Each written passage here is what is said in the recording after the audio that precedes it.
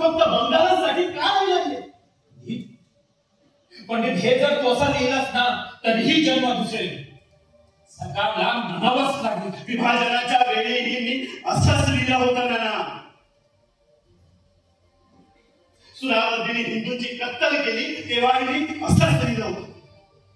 काय उपयोग झाला? तेव्हाही आपण शांतताने निदर्शनं केली, काय उपयोग झाला? राज दबावापुढे झुकून व्यक्तीसह सुरावर्दी शरण आला, पण त्याच्या अजूनही कत्तल करतच होते. गांधींचं आमरण उपोषण चालूच होती, आपली निदर्शनं चालूच होती. शेवटी हिंदूंनी शस्त्र खाली ठेवली.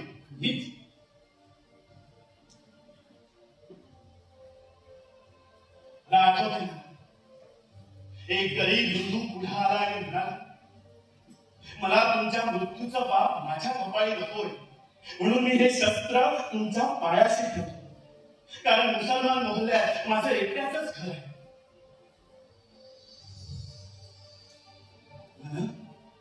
तर त्या रात्री हैदराबाद सोडण्यापूर्वी मी त्या हिंदूला भेटायला गेलो. त्याच्या घरात एकच हलकल्लोळ चालू होता. त्याच्या 8 वर्षाच्या मुलाची हत्या केली होती मुसलमानांनी. त्याच्याकडे फक्त आक्रोश होता.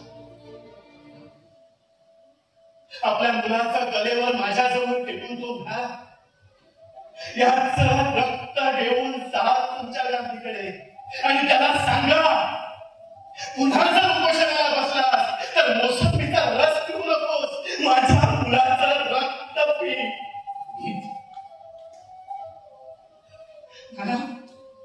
नाना काहीच करू शकतो नाही त्यावेळी.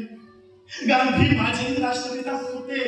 राष्ट्रपिता म्हणून मी त्यांचा स्वीकार केला होता. क्षणभर असं वाटलं की त्या मोहल्ल्यात जाऊन एक एक मुसलमान बाहेर काढावा आणि द्यावा. मग वाटलं संहार करायचा तर संरक्षण करता, आणि आता जर मी संहार केला तर त्यांच्या इतका असंस्कृत आहे.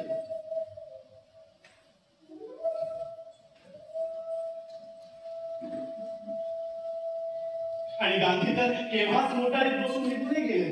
त्यांना भेटण्यात अर्थही नव्हता. हा, त्यांना भेटलो असतो तर त्यांनी प्रार्थना केली असती, दोघांसाठी, मारणाऱ्यासाठी आणि मेलेल्यासाठी सुद्धा. पण तरीही मला असं वाटतं की हा निर्णय घेण्याअगोदर आपण एकदा तात्यारावांचा सल्ला घ्यावा. नाही, तात्यारावांना हे कळताही काम नाही. ते नाही म्हणाले तरी मी करणारच, आणि ते हो म्हणाले तरी ते मला हो म्हणायला नकोय.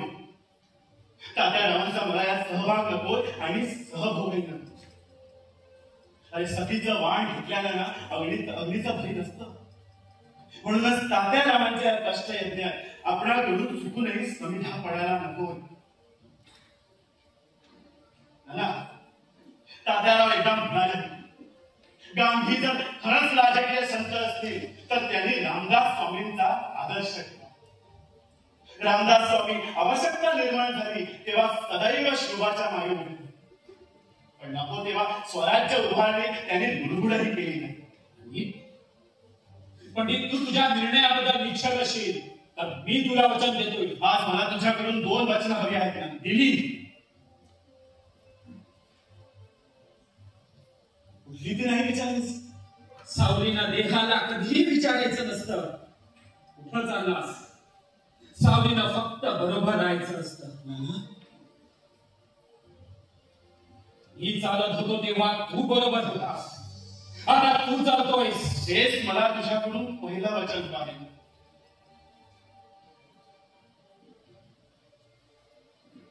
आज मी एकटा जाणार आहे. होय ना, आज पहिल्यांदा आणि प्रथमच मी एकटा जाणार आहे. आणि तू मला शब्द दाखवतोय. शब्द दिलायस ना, वध मी उघडपणे करणार आहे, कारण त्यामागे माझी कर्तव्य निभावणार. आणि लपून छपून करायला ते चौर्य कर्म नव्हे. आणि वधानंतर मी पळून जाणार नाही, स्वाधीन होणार आहे. याचाच अर्थ मला फाशी होणार आहे. एक वध, एक फाशी, एकाच एक. आणि एका वधासाठी मला दोघांना फाशी नको. म्हणूनच वधाची कार्यवाही होईपर्यंत मला तुझा सहभोग आणि सहचर्य पंडित इतक्या वर्षाची साथ मला सोडायला सांगतोस? साथ सुटणार नाही मित्र. फासावर लटकताना माझ्या डोळ्यासमोर माझी मातृभूमी, माझे माता पिता असतील, तशीच तुझी मूर्ती असेल, पण बाजूच्या वधस्थानावर मी नसेल. तेव्हा तुला एकटा नाही खरे वाटणार. पण तू वचन दिलायस ना. दुसरं वचन तुझं.